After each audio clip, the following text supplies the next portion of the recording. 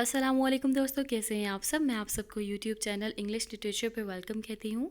हम लोग जो पोइम पढ़ रहे थे उस पोइम का नाम है a dialogue of self and soul by W.B. Yeats. तो हम लोग इस पोइम का पार्ट 1 कंप्लीट कर चुके हैं स्टेंजा वाइज एक्सप्लेनेशन के साथ। इसमें हमने लाइन बाय लाइन एक्सप्लेनेशन को देखा है। फिर हम लोगों ने अभी पार्ट 2 स्टार्ट किया हुआ है जिसका फर्स्ट स्टेंजा हम कवर कर चुके हैं, और इस वीडियो में जो हम स्टेंजा डिस्कस करेंगे वो सेकंड स्टेंजा होगा। तो टाइम को वेस्ट किए बगैर अपने लेक्चर को स्टार्ट करते हैं। पार्ट 1 में हमने देखा था, ओवर कैप कर लेते, ओवरव्यू कर लेते हम लोग। हमने पार्ट 1 में देखा था कि जो सेल्फ है वो कहती है कि कोई फ़र्क नहीं पड़ता अगर डिचीज़ जो हैं वो इम्प्योर हों। कोई फ़र्क नहीं पड़ता कि मैं अगर दोबारा पैदा हो जाऊँ तो क्या फ़र्क पड़ेगा कि मैं दोबारा पैदा हूँ, दोबारा बड़ा हूँ, बॉयहुड की एज में जाऊँ, मैं स्ट्रेसेस देखूँ, एगनी देखूँ, फिर उसके बाद मैं एक अनफिनिश्ड मैन बन जाऊँ। लेकिन जब मेरा सामना अपनी क्लमजीनेस से होगा, जब मेरा सामना ऐसे डिजिट से होगा जो इम्प्योर है, तो दोबारा से दोबारा मेरी सोल जो है वो स्पिरिचुअलिटी की तरफ नहीं जाएगी, सोसाइटी में दोबारा से मिल जाएगी, दोबारा करप्ट हो जाएगी। तो आज हम देखते हैं सेकंड स्टेंजा। पहले रीडिंग कर लेते हैं।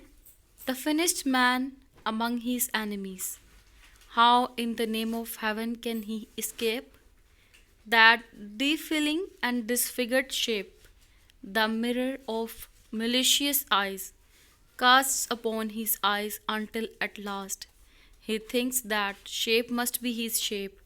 And what's the good of an escape if honor find him in the wintry blast? तो स्टार्टिंग कहाँ से हो रही है? द फिनिश्ड मैन से। पहले हमने क्या देखा? पहले हमने देखा एक बच्चा पिछले स्टेंजा के अंदर, वो अपने बॉयहुड की स्टेट में आया, कुछ पेन्स के बाद, कुछ सफरिंग्स के बाद वो एक मैन बन गया। और कौन सा man? Unfinished man. Unfinished means immature. फिर उस अनफिनिश्ड मैन ने अपनी लाइफ के अंदर इतनी हार्डशिप्स देख ली, इतनी सफरिंग्स देख ली, इतनी पेन्स देख ली। उस पेन्स के बाद, उन पेन से गुजरने के बाद, एक स्ट्रगल के बाद वो एक फिनिश्ड मैन यानी कि अब एक मेच्योर मैन बन चुका हुआ है। तो कहता है अगर एक मैन मेच्योर हो जाए और वो स्पिरिचुअलिटी की तरफ जाए, ठीक है, अपनी सोल को प्योर कर ले, अपनी इमेजिनेशन को प्योर कर ले, लेकिन प्योर करने के बाद भी the finished man among his enemies, वो दोबारा अपने दुश्मनों में ही आता है। दुश्मन मीन यहाँ पे क्या है इसका? सोसाइटी में आता है। सोसाइटी में दो तरह के लोग होते हैं।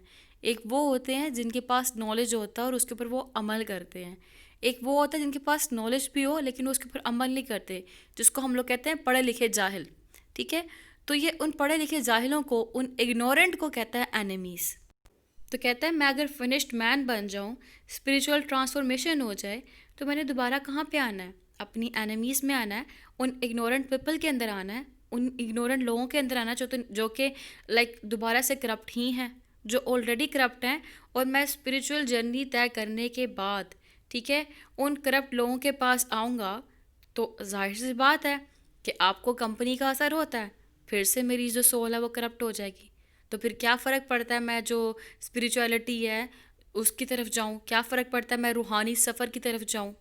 फिर कहता है नेक्स्ट लाइन में, how in the name of heaven can he escape, कि वो कैसे एस्केप कर सकता है इन द नेम ऑफ हेवन, जबकि उसका मिलना जुलना उसकी एनिमीज़ के साथ है, इग्नोरेंट पीपल के साथ है।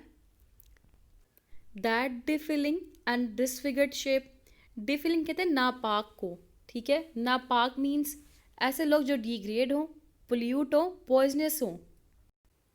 एंड डिसफिगर्ड, डिसफिगर्ड कहते हैं जिनकी जो शेप होती है, जो अपीयरेंस होती है वो स्पॉयल हो। तो कहता है that defiling and disfigured shape, sorry word को रॉन्ग प्रोनाउंस कर गई, ये डिफाइलिंग है। डिफाइलिंग मैंने बताया आपको नापाक को कहते हैं।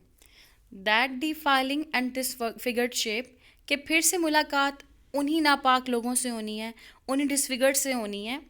The mirror of malicious eyes, malicious कहते हैं बुरी, नापाक, इम्प्योर, और मिरर का मतलब अक्स। तो जब आपका सामना उन इम्प्योर आइज से होगा, उन नापाक आंखों से होगा, उन डिफाइलिंग फिगर से होगा, उन डिसफिगर्ड फिगर से होगा, तो फिर स्पिरिचुअलिटी का क्या फ़ायदा होगा? जब आपकी आंखें बुरी आंखों के साथ मिलेंगी तो आप भी बुरे हो जाते हो। कहते नहीं है company makes a man perfect, इस तरह जो कंपनी है वही मैन को बुरा भी बना देती है। तो तभी तो कहते हैं अपनी फ्रेंड्स की जो कंपनी है वो अच्छी रखनी चाहिए, क्योंकि एक इंसान की पहचान उसके दोस्तों से होती है। जैसी कंपनी होती है वैसे ही आप होते हो।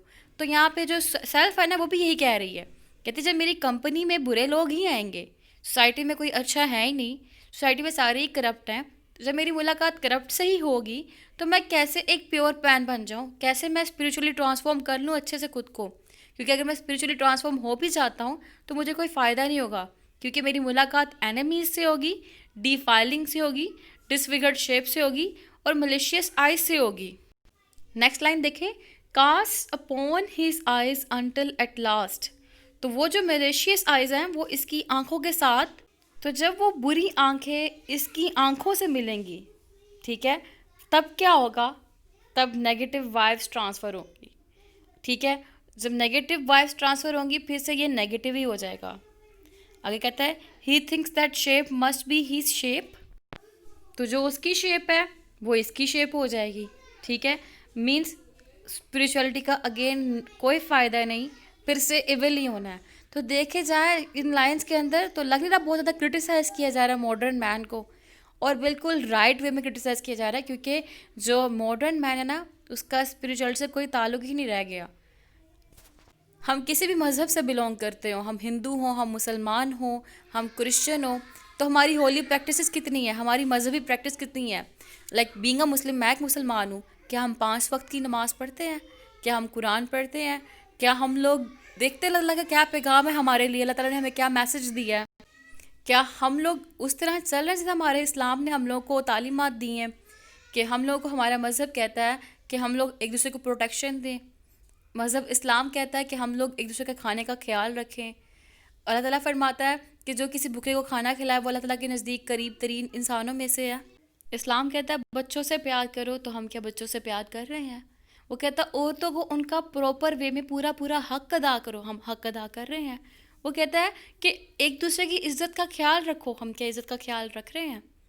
तो हम हुए नहीं स्पिरिचुअली रिफॉर्म। तो यहाँ पे जो सोल है ना वो मॉडर्न मैन को क्रिटिसाइज कर रही है, और ऐसा ही है कि मॉडर्न मैन को वर्ल्डली प्लेयर का इतना ज़्यादा ख्याल है, वो इतना ज़्यादा खुद के बारे में सोचता है, दूसरों के बारे में नहीं। क्योंकि रिलीजन जो है वो प्रीचिंग करता है कि दूसरों के बारे में सोचो, जबकि मॉडर्न मैन जो है वो क्या कर रहा है, वो खुद के बारे में सोच रहा है। हर एक मीन यूज़ कर रहा है, वो इविल मीन यूज़ कर रहा है, वो खुद को मेंटेन करने के लिए, खुद की पोजीशन बनाने के लिए। ठीक है, दूसरों का वो ख्याल नहीं रख रहा। ऐसा ही मॉडर्न मैन, तो राइटर यहाँ पे यही कहना चाह रहा है कि जो मॉडर्न मैन है वो तो इतना करप्ट है कि मैं अगर उनकी कंपनी में बैठता हूँ आफ्टर माई स्पिरिचुअल ट्रांसफॉर्मेशन, तो मैंने दोबारा से इविल ही होना है, फ़ायदा मेरे स्पिरिचुअलिटी की तरफ जाने का। फिर वो कहता है and what's the good of an escape. तो कहता है मुझे इस एस्केप का फ़ायदा क्या होगा, जो कि मैं प्रॉपर वे में कर ही नहीं पाऊँगा, दोबारा मेरी मुलाकात इन्हीं लोगों से होनी है और मैंने इन जैसा ही हो जाना है। If honour find him in the wintry blast. ठीक है, and what's the good of an escape if honour find him in the wintry blast. Wintry blast का मतलब क्या है? अच्छा, विंटर, जब विंटर में इंसान के जिस्म पे चोट लगती है, जिस्म ऑलरेडी बहुत ज़्यादा ठंडा होता है, और जब चोट लगती है उसको फील नहीं होती, ऐसा है ना। सर्दियों में जब जिस्म पे चोट लगे ना, तो जिस्म बहुत ज़्यादा ठंडा हो, तब चोट महसूस नहीं होती। सेम ऐसे ही उसने कहा कि इंसान का जो रूह है ना वो भी क्या है, वो विंट्री ब्लास्ट है। क्या वो ठंडी सर्द हो चुकी हुई है, जिसको गैरत दिलाई भी जाए ना तो गैरत का फ़ायदा नहीं होता, क्योंकि वक्ती तौर पे महसूस होगी लेकिन उसे महसूस होगी ही नहीं। तो कहता है शर्मिंदगी हो भी जाए, गैरत आ भी जाए, कोई फ़ायदा नहीं है। क्यों फ़ायदा? इसलिए नहीं है, दोबारा से वही कुछ करना है जो इंसान कर रहा है, स्पिरिचुअलिटी से दूर होकर लोगों में मिल रहा है, और उसके बाद अल्लाह को याद नहीं कर रहा, जो उसका मेन पर्पज़ है इंसान में, इंसान को किस लिए पैदा किया गया वो भूल गया। ठीक है, जो उसकी रिलीजियस प्रीचिंग है वो भूल गया, और कहता इसीलिए मुझे स्पिरिचुअली ट्रांसफॉर्म होने का फ़ायदा नहीं है, क्योंकि मैं अगर हो भी जाता मेरी मुलाकात उन्हीं एनिमीज से होती, उन्हीं डिफाइलिंग से होती, डिसफिगर्ड से होती, मलेशियस आइज से होती, और गैरत आ भी जाती तो फ़ायदा नहीं, क्योंकि जो बॉडी है वो विंट्री ब्लास्ट बन चुकी हुई है।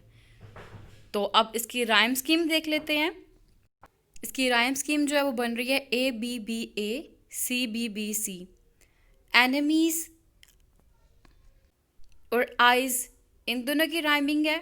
Scape, shape, shape, scape, again इन चारों की राइमिंग है। लास्ट एंड ब्लास्ट, इनकी राइमिंग है। तो आई होप कि आपको ये स्टेंजा अच्छे से क्लियर हो चुका होगा।